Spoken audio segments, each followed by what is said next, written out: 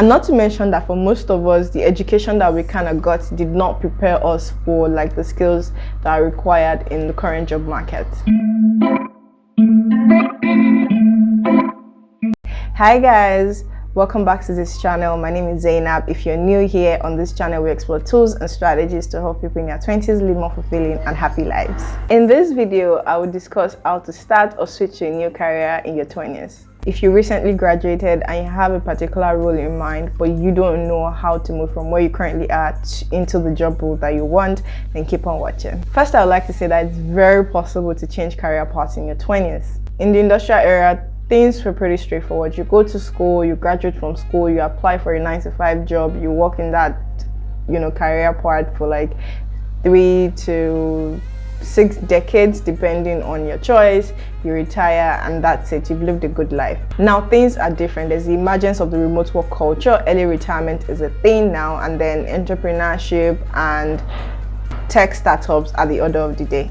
And not to mention that for most of us, the education that we kind of got did not prepare us for like the skills that are required in the current job market. The good thing is that in this generation, people learn on the job, and for most employers, they're looking for two main things. They're looking for adaptability, and they're looking for employees who are committed to lifelong learning, because the work culture is constantly shifting. So they need to know that you're very adaptable to change, and you're also willing to learn. If you want to start a career in a completely unrelated field than what you studied in school, then I'm going to be sharing with you 5 steps to help you get to that point. Step 1, do thorough research about the industry or job role you're trying to switch to.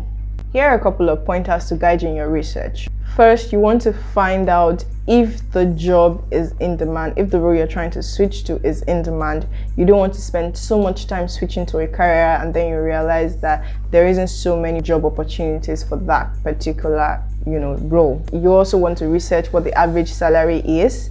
Is this something that would be sustainable for you in the long run? Is this something that you would like to make? You just want to have like a general feel of how much you can make in that industry. You also want to find out how easy it is to break into that industry. For some industries, all you need to do is probably take a couple of online courses, build your portfolio, and then you can get an entry-level job. For some roles, you have to go back to school, probably take a master's degree, or write professional exams. So you need to figure out what it is you need to do to get to the point that you need to get to. Finally, you want to ask yourself why. Why do you want to make this career switch? Is it because you can't find good jobs in the current industry that you're in, or the skills that you currently have are kind of obsolete? Is it because you want to learn more skills so that you can be relevant and open to more opportunities? Is it simply because you're trying to learn this skill, or you're trying to acquire this new knowledge so that you can earn some extra cash? You need to figure out what your why is, because making a career switch or learning new things, learning new skill sets, it's actually not an easy task. And along the way you might get discouraged, so you need to always remember what your why is so that you can always go back to it every single time you feel like giving up. Step number 2 is to learn as much as you can.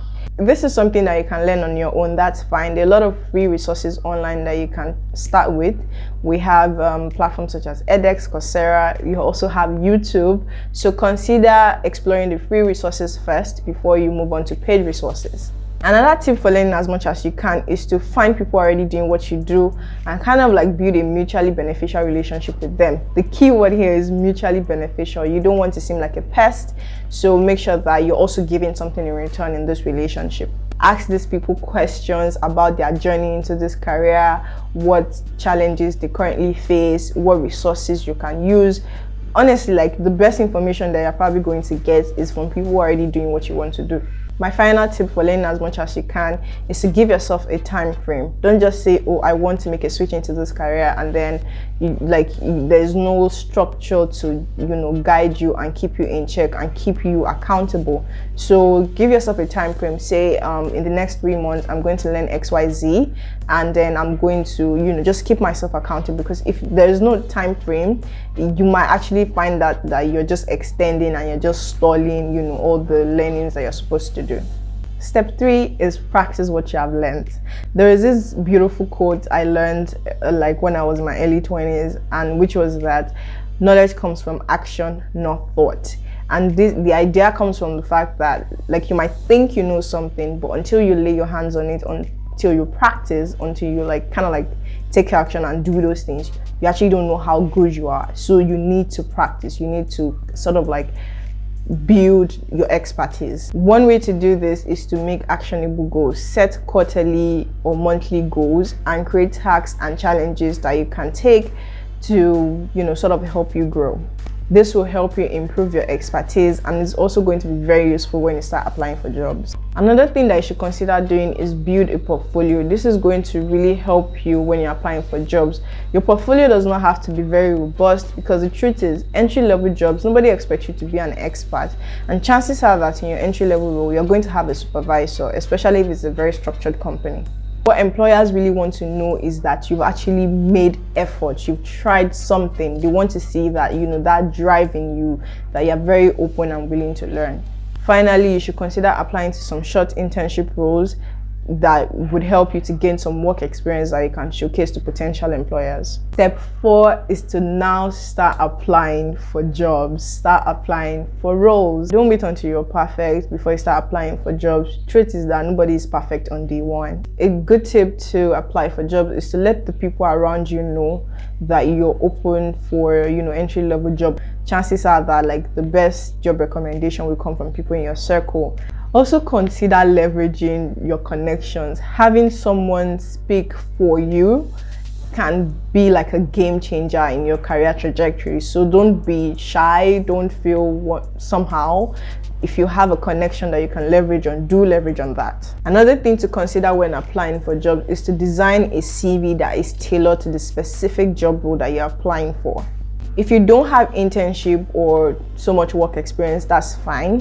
What you can do is to look for skill set in your previous education, volunteer experience, or a job that are transferable to the new role you're applying for.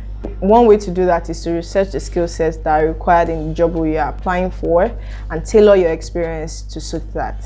Finally, consider building your LinkedIn profile. LinkedIn is like your online CV, so that's very important. Another thing is also be mindful of your social media presence, be mindful of what you post. Nowadays, employers actually look up potential employees on social media platforms. Now you're on the job. Step 5, you've done your research, you've learned as much as you can, you've practiced, you've done everything to apply for a new job, and now you have a new role. I'm going to be sharing a couple of tips on how to navigate an entry-level job. When you first get a new job, you might have like this imposter syndrome, especially if you made a career switch. It might come to your mind like, maybe I don't deserve to be here, like this is not my place. That's okay, that's normal. It's part of the process. What you should not do is compare yourself to other people who have been in the company longer than you have, or who have been, you know, working in that specific role longer than you have. Another tip for you is that once you land a job, use that opportunity to build your identity capital. Please check it in my previous video where I talked about tips for everyone feeling lost in their 20s. I will link it in the description box below. Finally, as with anything worthwhile in life, patience is the key ingredient. It's okay to feel lost when you first make a switch. There'll probably be days when you doubt yourself. It's all part of the process. If you like this video, please click the like and subscribe button. Thank you for watching, and I'll see you in my next video. Bye bye.